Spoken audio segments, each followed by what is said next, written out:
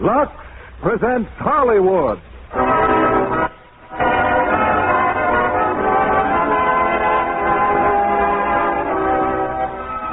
Lever Brothers Company, the makers of Lux Flakes, bring you the Lux Radio Theater, starring Mark Stevens, Richard Widmark, and Lloyd Nolan in The Street with No Name. Ladies and gentlemen, your producer, Mr. William Keighley.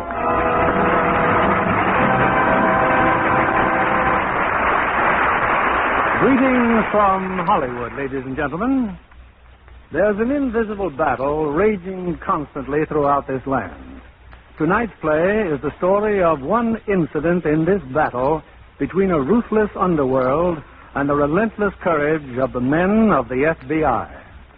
The play is The Street with No Name, and while directing the picture for 20th Century Fox, I had the privilege of working closely with the director of the FBI, Mr. J. Edgar Hoover, and seeing firsthand the machine-like precision of the Bureau. Tonight, we have the same three stars who were in the picture: Mark Stevens, Richard Widmark, and Lloyd Nolan. Three accomplished players who bring the ring of cold truth to this fight between the champions of the law and the forces of evil. Of course, the housewives in our audience are waging a daily battle of their own these days, and many of them have chosen Lux Flakes as an ally. Their fight is to make nice things stay new-looking longer, a perfect assignment for Lux Flakes. And our stars have their assignment, so the curtain rises on The Street with No Name, starring Mark Stevens as Gene Cordell, Richard Widmark as Alex Stiles, and Lloyd Nolan as Inspector Briggs.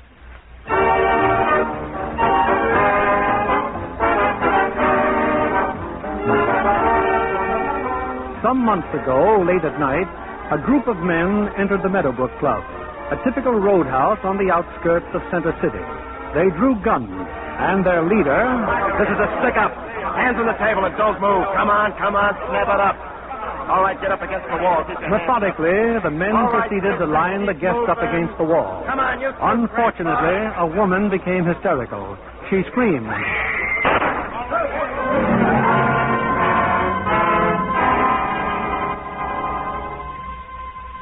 Victim, Helen Jennings, housewife. Survivors, husband and two children. The bullet that killed Mrs. Jennings was sent by the Center City Police to FBI headquarters in Washington, examined and carefully cataloged. 5 days later, also in Center City, a guard was murdered while trying to prevent the holdup of a bank. 2 murders within 5 days in the same city. This bank robbery, a violation of a federal statute, gave the FBI jurisdiction to come in actively on the case. It was assigned to Inspector George A. Briggs. Briggs went at once to Center City. He was met by Richard Atkins, special agent in charge of the FBI field office. Well, your hunch was right, Atkins. The bullet that killed the bank guard came from the same gun that killed the Jennings woman, a Luger automatic.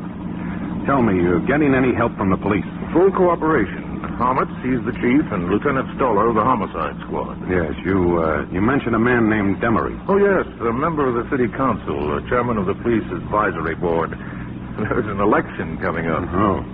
Funny how certain politicians discover there's a police department just before an election. Yes. If it's all right with you, Inspector, suppose we go straight to police headquarters.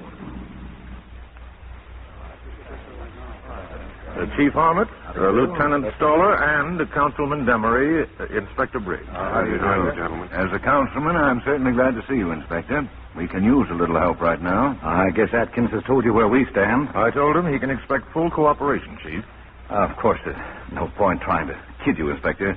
Things here are in a pretty bad way. Yes, crime has really moved into this town. Oh, now, don't misunderstand me, Chief. Nobody's blaming you. You need more help than we've given you. The mayor and the council recognize that.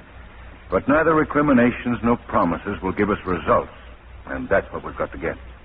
So I don't mind saying I feel a lot better with Chief Briggs here. Well, as far as the police department's concerned, we're... Excuse me. Yes? Good. That's more like it. Bring him in. Well, maybe we've got our first break. And what does that mean? A couple of the boys just picked up a suspect. Looks good. They're bringing him in now.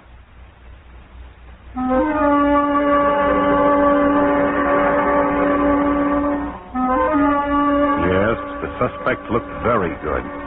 Robert Danker, age 24. Tough guy. Police record. But Danker refused to confess. Now, you better stop this double talk, Danker, and start giving us some facts. What time did you leave the Meadowbrook the night of the holdup? I told you I was never in that clip joint. You're certain of that? Sure, I'm certain. Well, then what about this driver's license? State of California made out to Robert Danker. Is it yours? Yeah. Yeah, it's mine. This license was found on the floor of the Meadowbrook right after Helen Jennings was murdered. And you tell us you weren't there. Ask the guy who swiped it how it got there. It's a frame. Who's framing you? I'll take care of him myself. Look, if you're being framed, we want to help you. Use your head, Danker. Your best chance to clear yourself is to prove you were framed. I'll prove it my own way when I get out of here. This may not be so easy. Okay, I'll take my chances. You claim that you were in Chicago the night of the holdup. Yeah, I was. Well, have you got any proof of that? Who saw you there? Look, it's a city. Nobody sees you in a city. Well, what about a room clerk? Landlady? I didn't have no room. Well, where'd you sleep that night? Under a new building going up near the freight yard. Danker, this jacket you're wearing, what's this spot, this red spot here near the shoulder? It's paint, red paint. It come off a girder in the cellar of the building where I hold up. All right, Danker, take it off. It's paint, I tell you. What are you booking me on? For the time being, suspicion of robbery.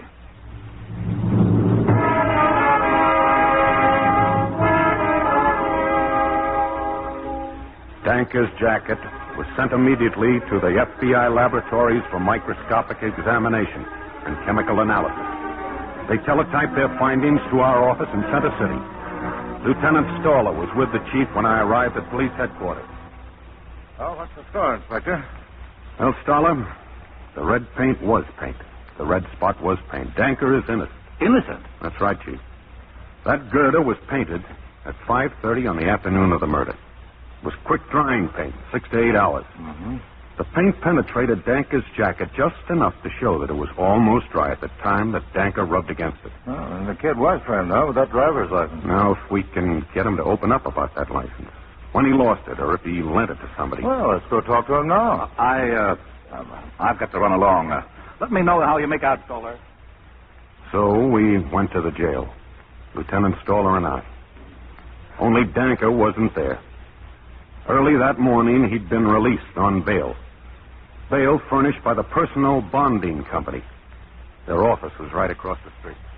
That's right, gentlemen. $5,000 bail for one Robert Danker. You mind telling us who put up the money? Oh, no, not at all. It's right here on the card. John Smith. You know this Mr. Smith? Never met him before in all my life. Wouldn't know him if I saw him again. Any address? Yes, but I think you'll find it just as phony as the name. They all do it. Here, Hotel Conlon. All right, let's go, Stoller. Glad to help you boys any time at all. That night, at 20 minutes past 11, a body with numerous knife wounds was found on the main highway leading from Center City. It was identified as Robert Danker.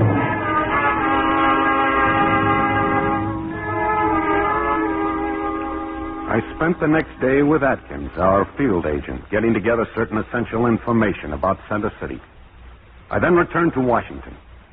This case wasn't for me, and it wasn't for Atkins. It would have to be handled by someone who had never been seen in Center City before. By someone uniquely qualified for a very tough assignment. 10 days later, I had picked him out. His name, Gene Cordell. I was going over the case with Cordell when Cy Gordon came into my office. Hello, Inspector. You tell me you got a job for me. Yeah, pull up a chair, Cy. Oh, I don't suppose you know Gene Cordell? Doesn't know me. Huh. Who brought me into the bureau? Kept me from being a wealthy lawyer. How are you, Si?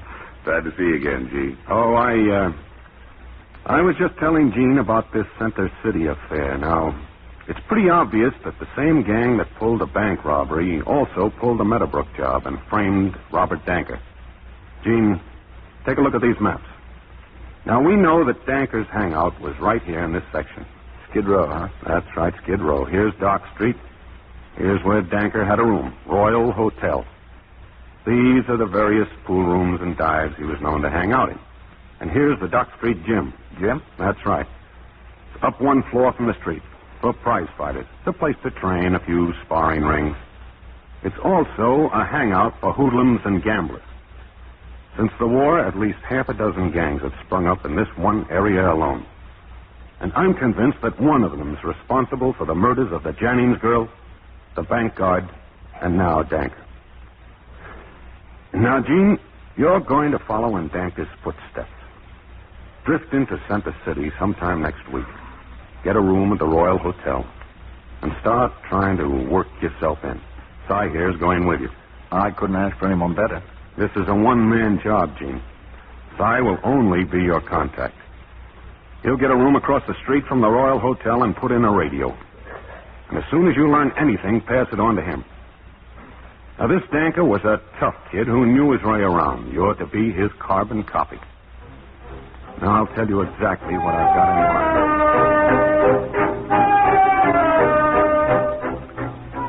Well, that's how Gene Cordell went to Center City with Cy Gordon as his liaison. You're going to hear now what happened to him there. And I guess the best way to reconstruct it is to give you the facts just as they occurred. For 2 weeks, Gene Cordell, now using the name of George Manley, bummed around Skid Row. Pool rooms, beer parlors, any place where he could be seen and accepted as a mug who knew his way around. Smart talking, tough. And then Gene started showing up in the Dock Street gym, watching the sparring match. And ring number 2, Davy McGeehan, now going in against Rudy Adano. Ring number 1, Kid Giovanni, boxing Fred Bay. Gene Cordell knew a little something about boxing himself. He started to needle one of the fighters. Hey, Gerino, step in with that left jab. What's the matter with you? Keep it up high. Okay, now, shoot the right. Shoot it! Get some brains. You're telegraphing it. Hey, Snoop, dry up, will you? Counterpunch, kid. I told you counterpunch. Keep your right up, Gerino. Block when he hooks. Block! Now, let's bust that. Take off. You his trainer? Yeah, I'm his trainer. What about it? What are you training for, a quick dive? Come on, keep your left up, sucker. He'll tear your ears off. All right, wise guy. Trying to help your boy. Could use a little sharpening up. Open your teeth once more and so help me out while you...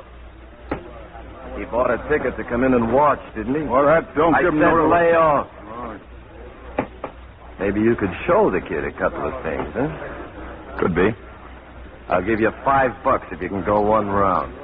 Make it 10. You got a deal. Hey, Matty, get the champ some gear. He's going in there with the kid. Gene went 3 rounds. He took something of a shellacking, but I guess he figured it was worth it. A few minutes later, in the dressing room... Not bad, not bad. Hey, you owe me $30. Here, take it, sucker. Okay, thanks. Hey, you're Alex Stiles, huh? Yeah, I'm Alex Stiles, huh? Some of the boys, they pointed me out to you. You own this place, huh? You ever think of getting your teeth knocked in for more than just laughs? Not anymore, I don't. Easier ways than that to pick up a quick buck. Yeah? For instance? Maybe I'll let you know when I've run through your 30.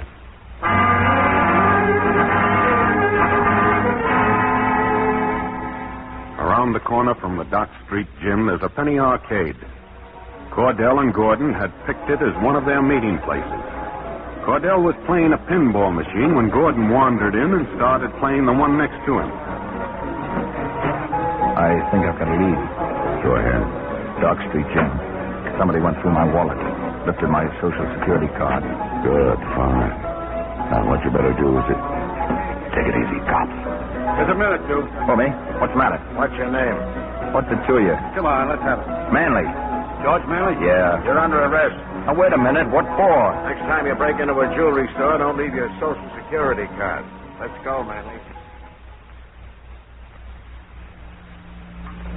This is Gordon calling WFBI. Gordon calling WFBI. Come in, Gordon. Get this to Briggs, Washington. Cordell arrested early tonight. Suspicion of robbery. Tell Briggs Danker's shoes fit Cordell perfectly. That's all.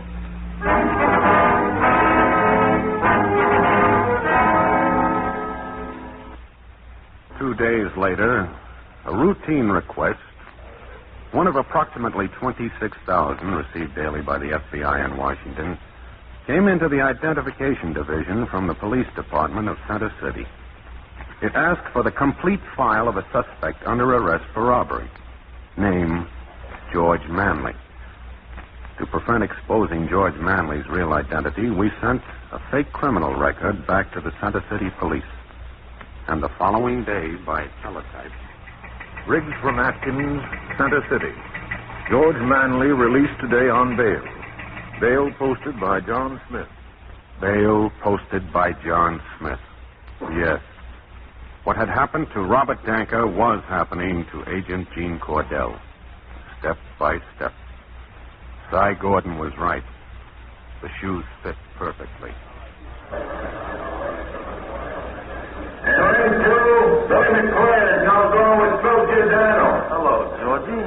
Well, I haven't seen you around lately. How'd you know my name? Oh, I know lots of things, Georgie. Been away, eh? Yeah. Weekend in the country. Courtesy of the city, eh? Yeah, something like that. Hey, wait a minute. What's your hurry, Georgie? What goes, Sal? Nothing at all.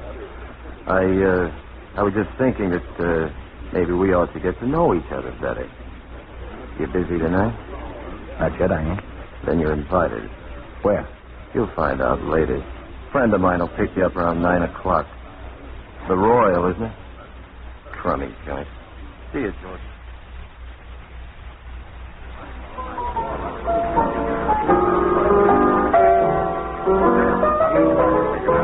Want a drink, honey? Good, How about getting a little kiss? Do you mind? You're breathing down my neck. My affectionate husband. What am I supposed to do around here? You playing the piano and all your high-class friends playing poker. The door. Answer it. Well, what did you think I was going to do? Hi, Chevy. Come on in. Oh, a stranger. Hello, Georgie. Hi. Anything else, boss? No. Get yourself a hand in the poker game. Okay. Hey, your friend, he don't talk much, does he? Chivy? No, Georgie. None of my friends talk very much. Come on, I want to see you alone. Sit down. What's your racket? What's yours?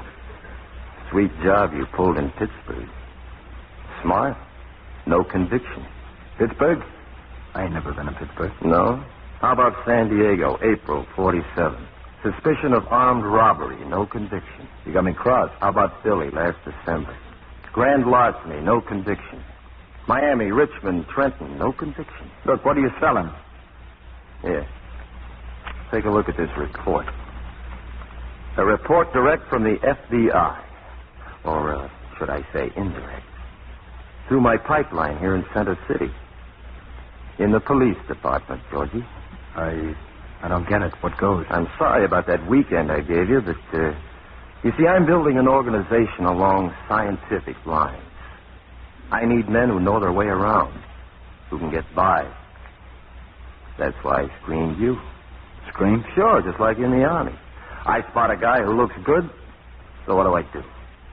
I get him framed. The cops check his record through the FBI. The report comes through. I get the report.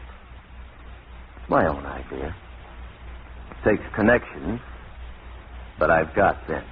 Hey, this report of me here. Ought to be back in the police files, huh, Georgie? He'll get back. Not bad. Coming in, Georgie? But if that's an offer, I'm sure grabbing it. It's an offer. Yeah, but wait a minute. What about my hearing? I'm supposed to show up in court Friday. That'll be fixed. Forget it.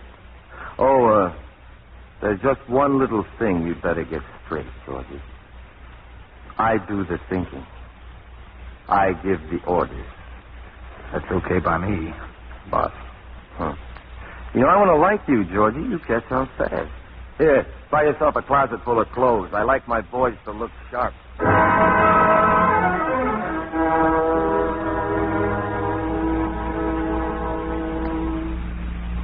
WFBI calling Gordon. WFBI calling Gordon.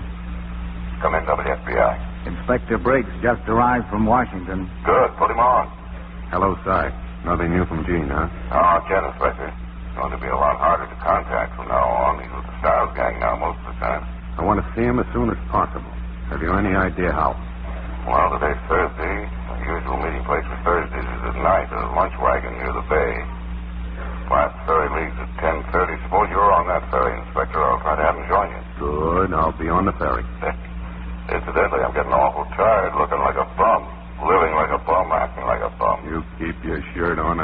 that meeting for me.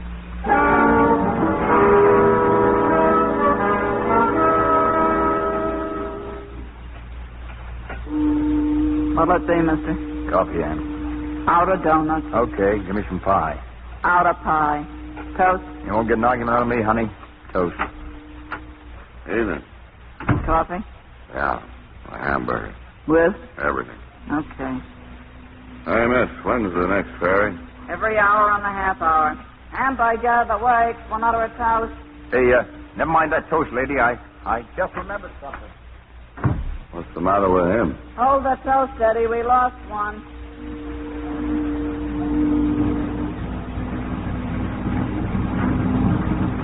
By the time the ferry returned to Center City that night, Gene had convinced me that Stiles' gang was the one we were after. The important thing now was to secure concrete evidence and ferret out who in the police department was making our records available to Alex Stiles. I saw Gene leave the ferry and disappear up the street, heading in the direction of the Royal Hotel.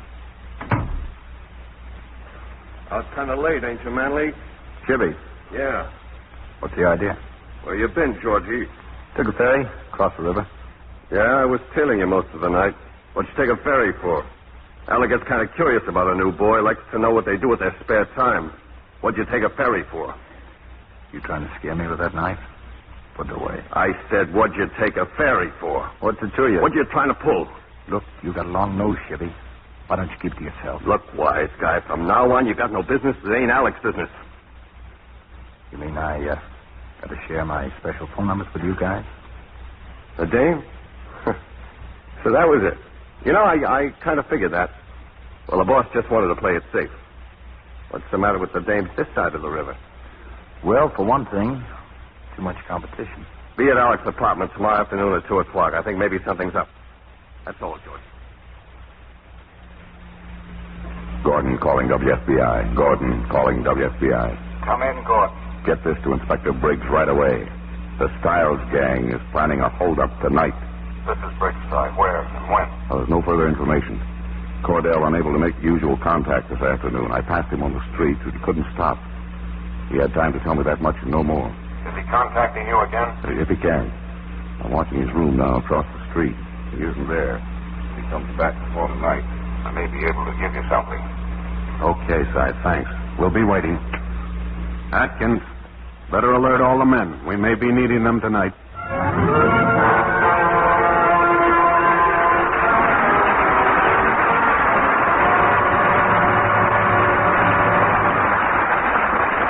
And now, here's our Hollywood reporter, Libby Collins. May I say, Libby, how charming you looked at the premiere of Command Decision? Why, thank you, Mr. Keighley. But the men took the spotlight. You know, I think that's one of the most moving stories to come out of World War II. Having been in the Air Force myself, I found it especially interesting. Metro-Goldwyn-Mayer has done a masterly job of adapting it from the New York stage hit. I'm delighted they released it in time to qualify for the 1948 Academy Award. Isn't Clark Gable magnificent as the forceful General Dennis? The role is made to order for him. A brilliant job of casting all round. Walter Pidgeon is tremendously effective as another Air Force general. And Van Johnson provides the picture with its lighter moments, with his portrayal of the amiably disillusioned sergeant. And Brian Donlevy is perfect as General Cliff Garnett. With such a terrific all-male cast, I didn't even miss the girls. But I wish I had been on the set of Command Decision to pick up a few souvenirs. Like the Flyers' nylon scarves? Oh, I can see, John. You remember how the girls loved to get them during the war. They make wonderful blouses. And nylon luxes beautifully. Especially with tiny diamonds of lux. They're so fast, they burst into suds the instant water touches them. Make richer suds, too, that last and last. Another nice thing about nylon blouses and sweaters, they don't need ironing. It's easy to keep all nice washables lovely longer with the new tiny diamonds of Lux. Tests show that colors stay lovely up to 3 times as long with Lux Flakes Care. That's why it's foolish to risk fading or damage from wrong washing methods. Do you know, makers of nice washables recommend Lux Flakes 33-1. They're so gentle and safe. Now, our producer, William Keighley. Act 2 of The Street with No Name, starring Mark Stevens as Gene Cordell, Richard Widmark as Alex Stiles, and Lloyd Nolan as Inspector Briggs.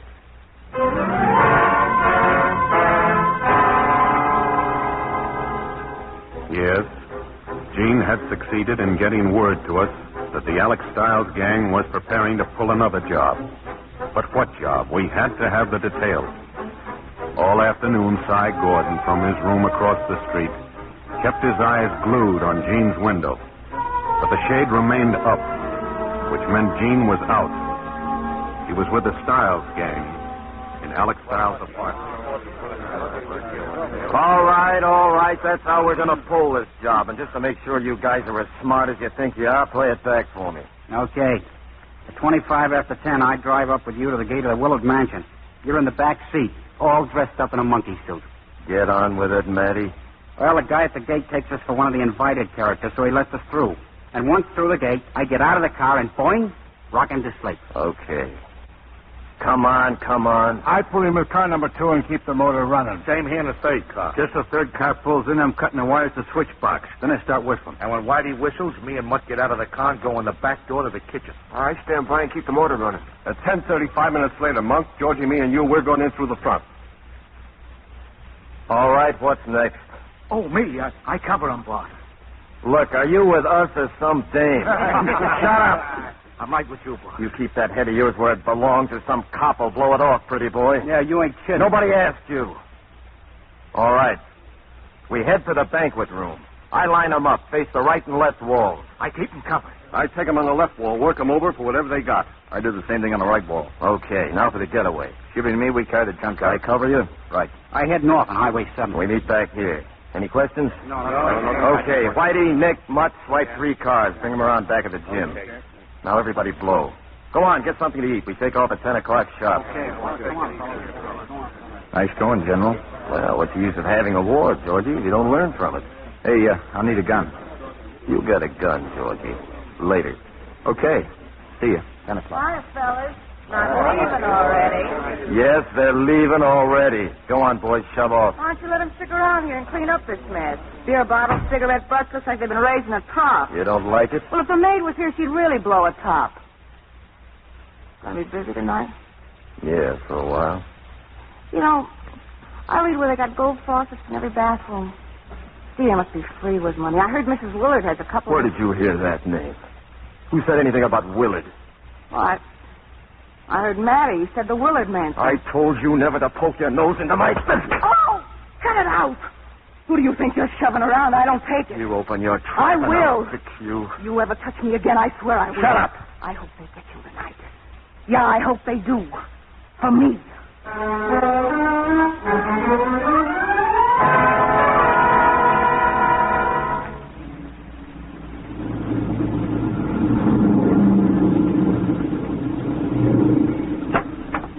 Royal Hotel. Some dump. Well, why don't you move out of this sleep bag, Georgie? Well, maybe after tonight I'll be able to afford something better. Got time, Matty? 10 minutes to 10. What you want to go to your room for? Did you hear what Alex said? Better if we break it up and show up behind the gym one by one. Yeah, drop me off around the block, Matty. Okay.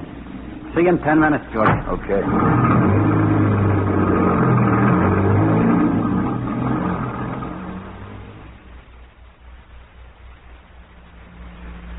Gordon calling WFBI. Gordon calling WFBI. Come in, Gordon. This is Briggs. Gene's in his room, Inspector. He just signaled me to follow him. Follow him. A little risky, isn't it? Can you stay there till you hear from me? I think I'd better stay here. I'll get back to you as soon as I can. Gordon radioed back a few minutes later. He had followed Gene down Dock Street. At the corner, Gene stopped to light a cigarette. He threw the book of matches into the gutter and disappeared around the corner. On the matchbook was a message. Stiles gang hitting Willard Mansion about 10:30 tonight. A few minutes later, I was at the Center City Police Headquarters. Well, my men are on their way there, Inspector. The Willard Mansion. How'd you get this tip? I'll tell you all about it later, Chief. We'll surround the house. Any luck, we'll get every last one of them. Well, if we're all set, let's get out of here. I got away as soon as I could, Chief. I appreciate your letting me in on this. Good evening, Inspector. Well, you wanted me to keep you posted, Mr. Demery. Well, we're ready to leave. I've got my own car. Is it all right if Lieutenant Stoller comes with me? By all means. Take the bridge route, Stoller. Yes, sir. We'll go by way of Agnes Avenue, Demery. Oh, in your car. Less conspicuous. Better leave now, Inspector. We'll follow in a minute.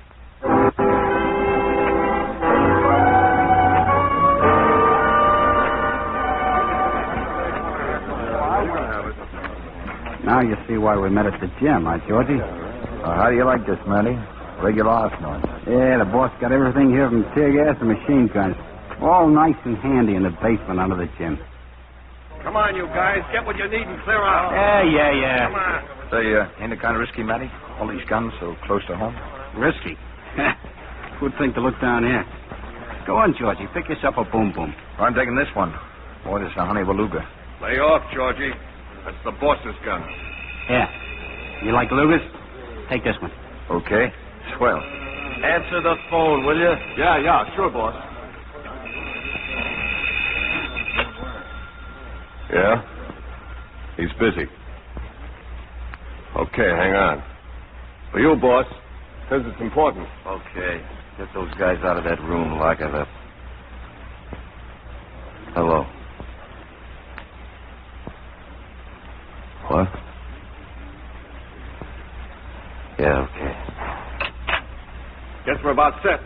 You want to check over everything? It's off. The job's off. What do you mean it's off? Chevy, tell the boys to dump those cars they grabbed, turn in their guns, and beat it. Go on, beat it. Hey, what happened? What do you mean, Peter? What's up, Chevy? Trouble? Don't ask questions. Go on. Start spreading.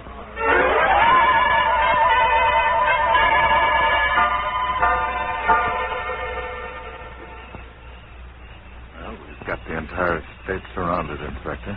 Guess all we can do now is sit in the car and wait. Chief Ormitz get here, Lieutenant? Yeah. He and Mr. Demery behind those trees near the servants' quarters. KRZ-A to Inspector Briggs. KRZ-A to Inspector Briggs. It's headquarters. This is Briggs. Go ahead. Inspector Briggs, call your office, 10:15 p.m. KRZ-A, over. This is Briggs, calling WFBI. Come in, WFBI. This is WFBI. Inspector Briggs, stand by for direct message from Gordon. Go ahead. This is Gordon. Received urgent message from Gene. Family will not appear. Plans canceled. Family warned you were waiting for him. Over. Thanks. Stand by.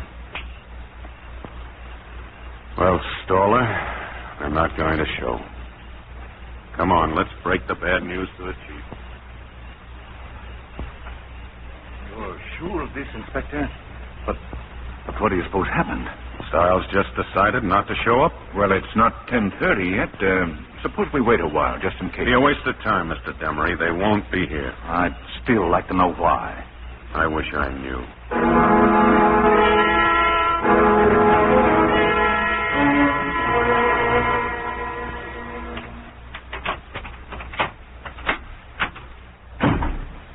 Alex? What's the matter? Home kind of early, aren't you? What happened? I'll tell you what happened. Oh! Tipped the cops, didn't you? Oh, no. No, I didn't. Honest, I didn't. Did you hope they'd get me, didn't you? So you tipped. Oh! You tipped. Oh, no, Alex. No, I swear. You tipped him. You tipped him. You tipped him.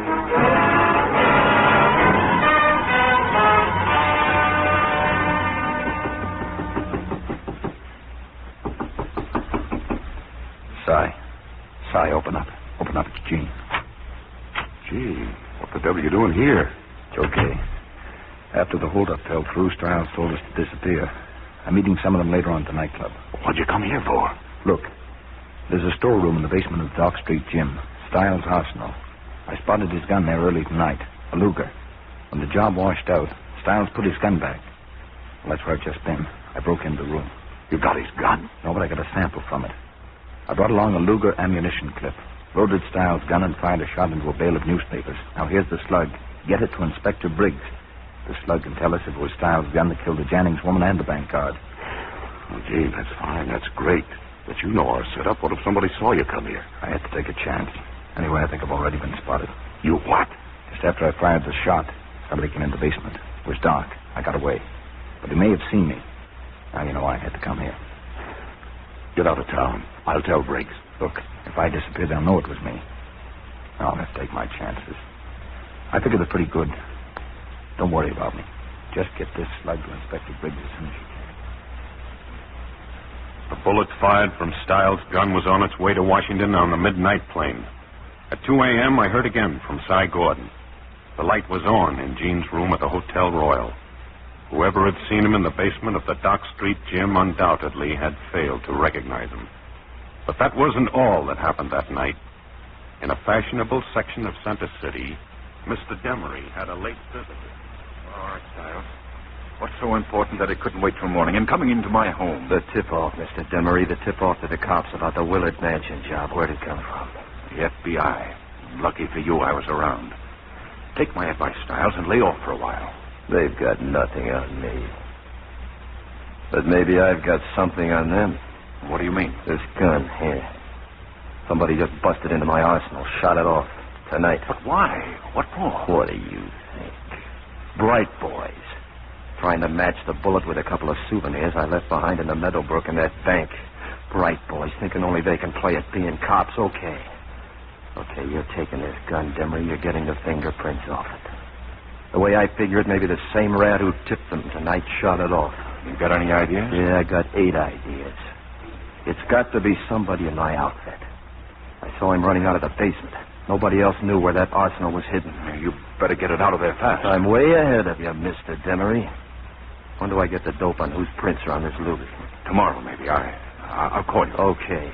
And don't let that gun out of your sight.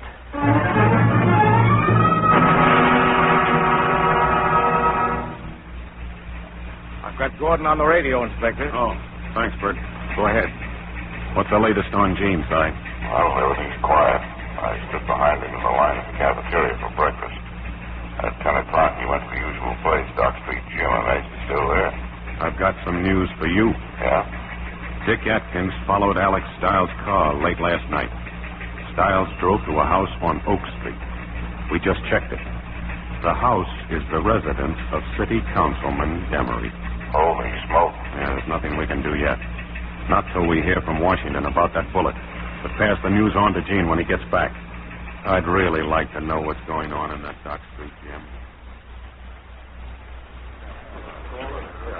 Well, it's been open. What are you going to do? Oh, hello, boss. Hi, You want me to clear out of your office, boss? Just killing time. I like little poker games. Stay where you are. Anybody phone? Boss. Not yet. Okay. Too bad about last night, Alec. Yeah, Georgie. Too bad. My first job at the outfit. Fizzled. You want to tell us what happened? Just a little change of plans. I sure could have used that basket of lettuce. That blonde of mine. I'm sick of you and your dames. It's for you, boss. Telephone. Okay.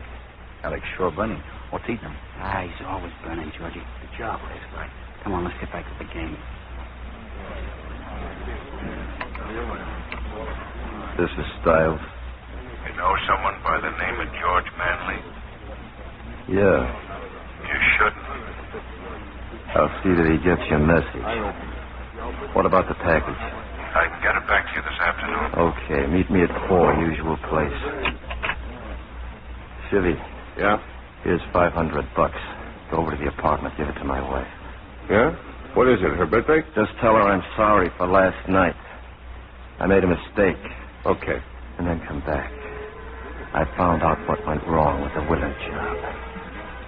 Georgie Manley. Take it easy. He's looking this way. Keep him on tap. We'll take care of Georgie tonight.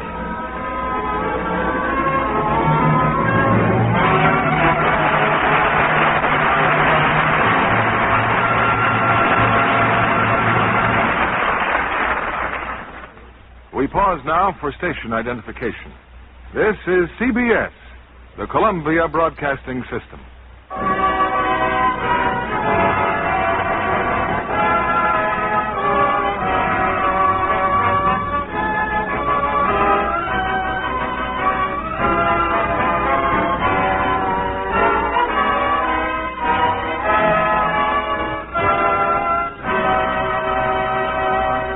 Our stars will return with Act 3 of The Street with No Name in a moment.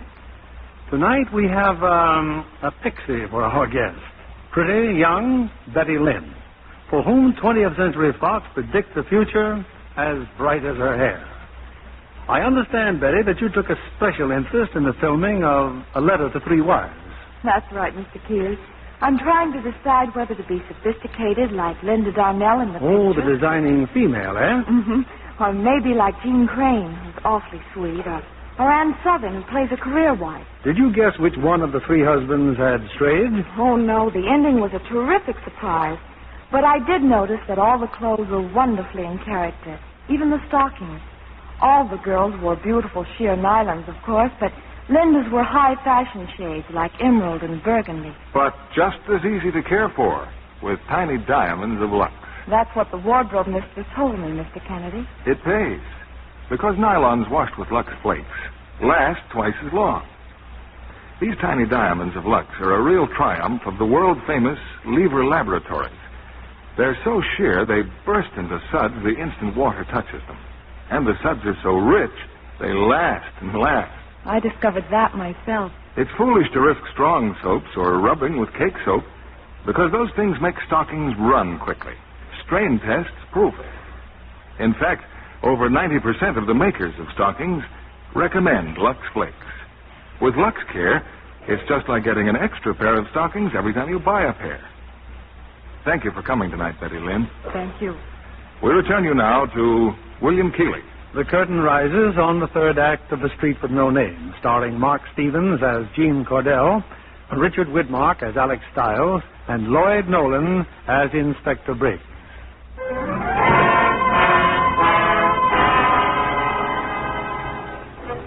Here's where we stood the day after the holdup of the Willard mansion had failed to materialize. Gene Cordell, by winning a daring gamble, had secured a bullet fired from Alex Stiles' gun, which, when we got our report, might send Stiles to the electric chair. We had also succeeded in establishing an association between Stiles and Councilman Demery.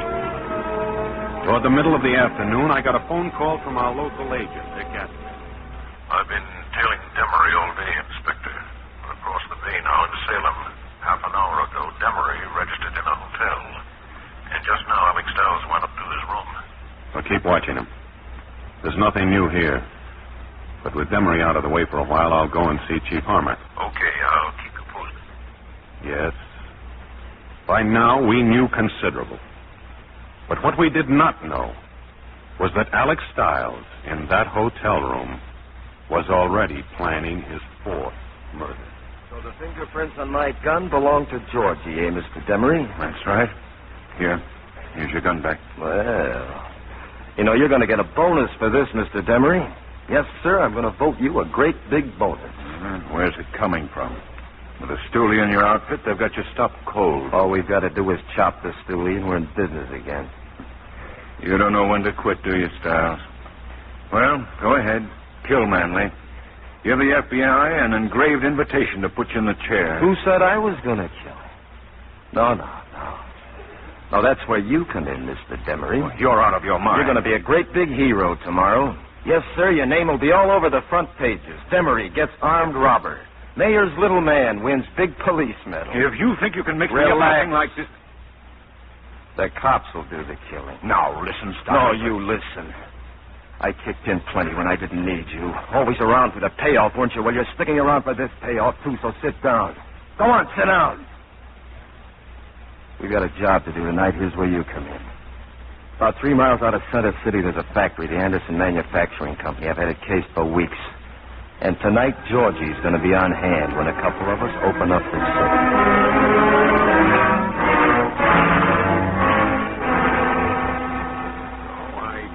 Drop over and have a little talk with you, Chief. Tell me, where did Mr. Demery go after we left the Willard place last night? Well, I don't know. I suppose he went home. Do you know where he lives? Oak Street, I believe. I don't know the exact number offhand, but 1680 Oak Street. Where Alex Stiles went calling at about 1 o'clock last night. That's right, Chief. One of our agents saw him walk in. What? Before we left here last night to make that raid, were you with Demery all the time? Why, yes, I'm sure I was. Oh, no, wait. I remember now. He went down the hall for a moment, the Police Advisory Board office. 5 minutes before 10, Stiles received a phone call. Subsequently, the Willard job was called off. Demery, I can't believe it. We've been checking his bank deposits, roughly 20 times in excess of his salary. And that's not all. Here, take a look at this. What is it? The report from our Identifications Division in Washington requests from your police department for the records of these men. Every one of them is a member of Stiles' gang. Now, these records supplied by us were then made available to Stiles. He used them up to check up on prospective gang members. Excuse me. Yes, sir. Get hold of Sergeant Bryan. Have him come in. Yes, sir. Try and run a police department with stuff like this going on. No wonder we bang our heads against a stone wall every time we... Oh, come in, Sam. This is Inspector Briggs of the FBI, Sergeant Bryan. How do you do, sir? Sergeant. Sam, take a look at this report. Yeah? Have you ever had a request from anyone here for the records of these men? Well, I get so many requests, sir. Let me see. There's one I checked this morning, George Manley. This morning? I lifted one of his fingerprints from a gun. Was that gun a Luger? Yes, sir. Who asked you to check it? Mr. Demery. Demery? Were Manley's the only prints you lifted from that gun? No, there are a couple of other fragmentary prints. I identified them as Alex Stiles. Thanks, Sergeant. That's all. Yes, sir. Yes, sir? Get me the radio room. I'll hold on. Yes, sir. Radio room. Get me WFBI right away. I'll explain this in just a minute, Chief. KRZA calling WFBI. KRZA calling WFBI. Come in. This is WFBI. Go ahead. Stand by. Go ahead, sir. Thanks. This is Briggs. Get me Gordon. Yes, sir. WFBI calling Gordon.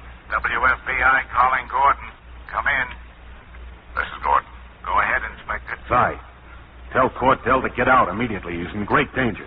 He's in his room now, but he's got a couple of visitors. I can see him through the window. There's no rough stuff. They're just talking. You've got to get a hold of him, Si. If he isn't alone, you'd better telephone.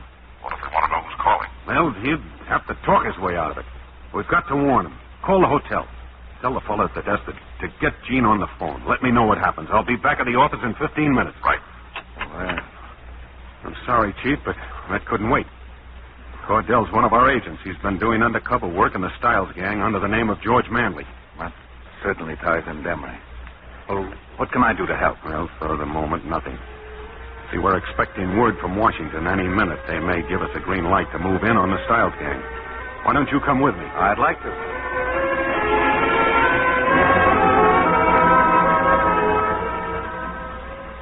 So you've just been changing your clothes, huh, Georgie? Well, you know how it is. Boss said he always likes his boys look sharp. Hey, what's pitch, Sheriff? Alec told me and Matty to pay a little call. Just to tell you there's a little job on for tonight. Yeah. Yeah, wanted on the phone. Well? He says you're wanted on the phone. Tell him I'm tied up. Sign up? Okay. Dames. You sure? Who else would know where to get me? I don't know. Yeah. Now, what's the deal? The boss will tell us when we get there. We got a car downstairs. Let's go, Georgie.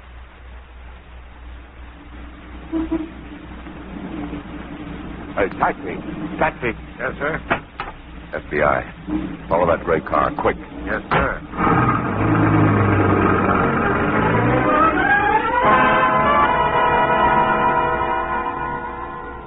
It's been 20 minutes since you spoke to Gordon, Inspector.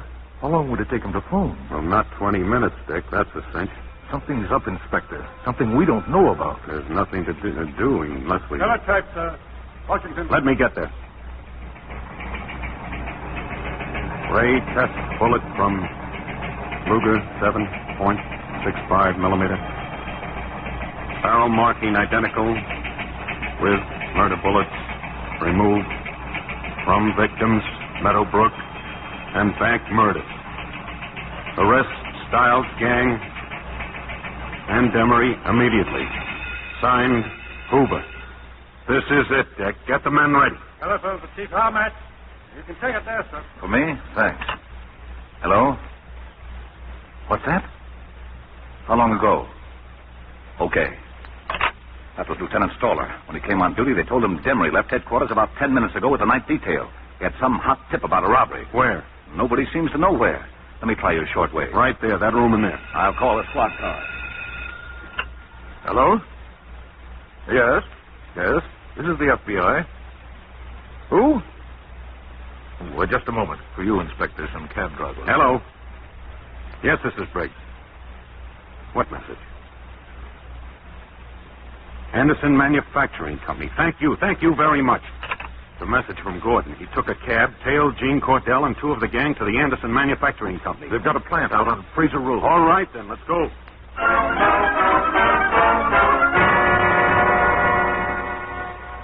Right in here, Georgie. The cashier's office.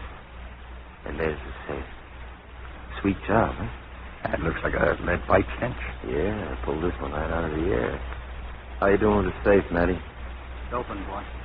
You mean they furnished you with a combination? I told you I had connections, Georgie. All kinds of connections. Where's Chibby then? He spotted some guy following him. He's just been downstairs to take care of it. Watchman? Ask him. Chivy? Okay, boss. Who was it? I don't know. Watchman, I guess. Don't matter now. Okay. Put the knife away. Get over to that window. Got the cash yet, Matty? I think this is all. Some bonds, too. Just the cash.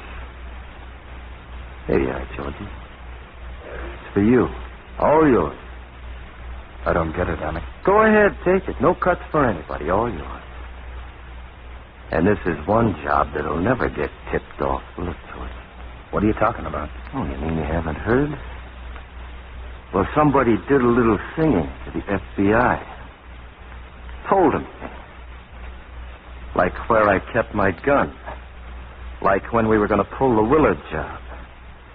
Yeah, Georgie, we picked up a pigeon. Anything coming down the road, Chivy? Nothing yet, boss. Keep looking. Now, there's only one smart way to get rid of this story, Georgie. And that's to let the cops bump him off. Scientific, huh? You see, Georgie, any minute now, a squad of cops will be coming up those stairs, and guess who they're going to find here at the safe? And guess who they're going to pump full of slugs, thinking they're knocking off a safe cracker? They're turning it off the highway. And who do you suppose is bringing the cops, Georgie? My number 1 connection in the police department. We worked it out together. They come from down there. We go out the fire escape. You'll never get away with this. Okay, Matty, take care of the stoolie. No, not in the face. Don't mark him up. They're here, boss. Get going, Matty. The fire escape. Prop him up, Chivy. Yeah. Against the safe. That's it. He fell to the floor again. All right, put him back. But the cops! Get back there and put him up against that safe.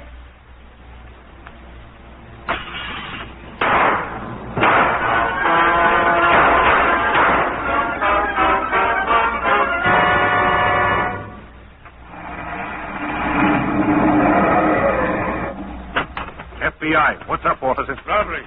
Cashier's office on the 2nd floor. Who are those men over there? Mr. Demery and some detectives. They're covering the fire escape. You'll find the others upstairs. Let's get up there, Atkins. Sergeant here saw him bending over in front of the safe. He's dead all right, Inspector. Who is he?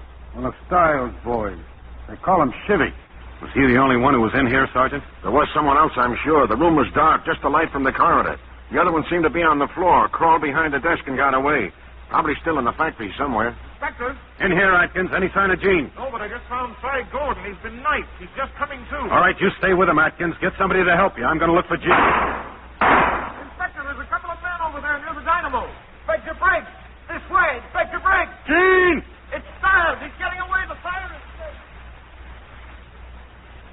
Watch yourselves, men. Those shots up there. Look, Mr. Demery, I still think a couple of us ought to cover that freight entrance. You'll stay right here. Step back. That door up there, the fire escape. It's opening up. Stiles. That's Alex Stiles. Let him come down. He doesn't see us, Mr. Demery. We'll get him without having to fire a shot. He's got a gun. We're playing it safe. Let him have it. I said let him have it.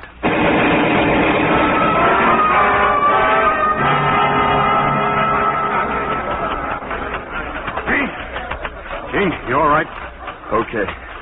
They got Stiles. Well, Inspector, I didn't expect to find the FBI here. We got a tip on the robbery. We got a tip, too, Mr. Demery. Oh, is that so? Yes, from one of our agents here. Mr. Demery, I'd like to have you meet George Manley. Well, I'm very glad to meet you. Just keep your hand out there, Mr. Demery. I'd like to try these on for size. Well, what do you know? They fit.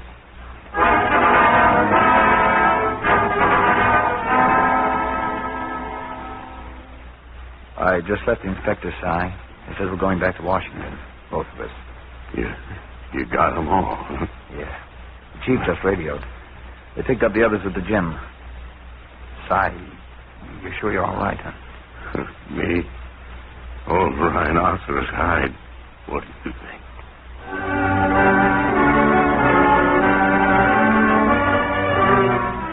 The street on which crime flourishes is the street extending across America. It is the street with no name. Organized gangsterism is once again returning. If permitted to go unchecked, 3 out of every 4 Americans will eventually become one of its victims. Wherever law and order break down, there you will find public indifference. An alert and vigilant America will make for a secure America. Signed, J. Edgar Hoover.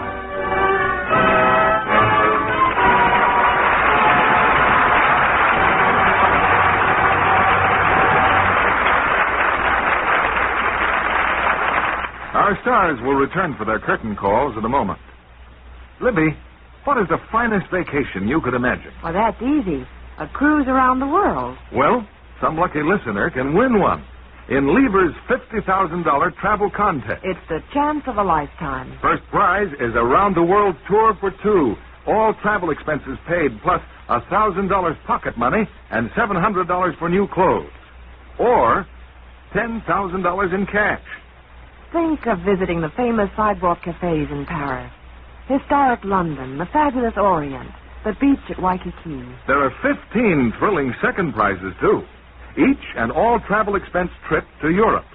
Or $2,500 in cash. You travel in state. Best accommodations everywhere. All trips arranged by Thomas Cook & Son. And there are 400 additional cash prizes. Each a crisp new $10 bill. It's easy to enter. Just finish this statement in 25 words or less. I like the large size box of Lux Flakes because.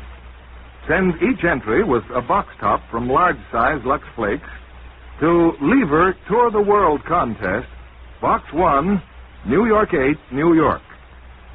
Only residents of continental United States, Alaska, and Hawaii are eligible. You'll find complete rules on entry blanks at your store, where the large size sale is being featured. Send in your entry this week. Now, here's Mr. Keighley with our stars. There's only one thing to say to a cast after tonight's performance, and that's well done. Here are the stars of our cast returning to the microphone. Mark Stevens, Richard Widmark, and Lloyd Nolan.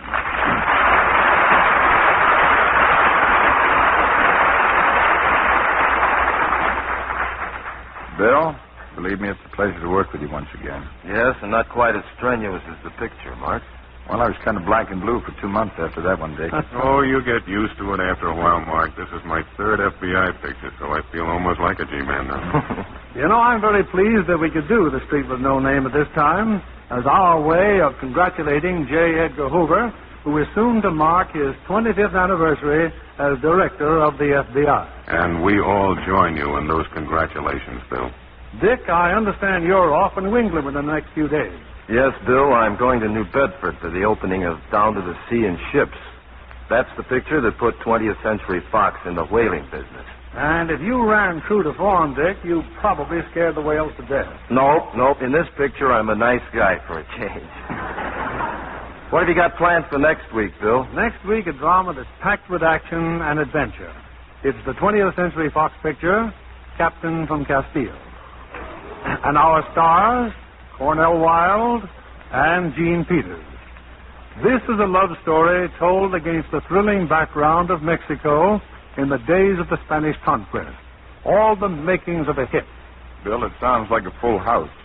Now, if you'll give me a box of Lux Flakes to take to Mr. Stevens, I'll be a popular man. It's a favorite at our house. Good night and thanks. Good night. Good night and thanks to all of you.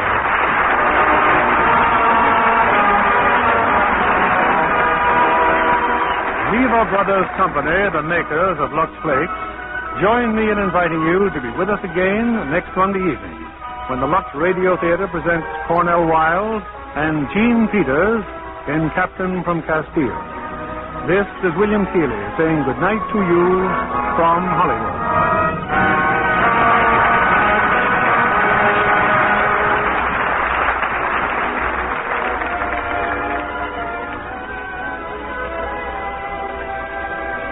Stevens appeared through the courtesy of 20th Century Fox and is currently co-starring with Olivia de Havilland in The Snake Pit. Heard in tonight's cast were John McIntyre as Cy and Ed Begley as Chief. Our play was adapted by S.H. Barnett, and our music was directed by Louis Silvers. And this is your announcer, John Milton Kennedy, reminding you to join us again next Monday night to hear Cornell Wilde and Gene Peters in Captain from Castile. Stay tuned for My Friend Irma, which follows over these same stations. This is CBS, the Columbia Broadcasting System.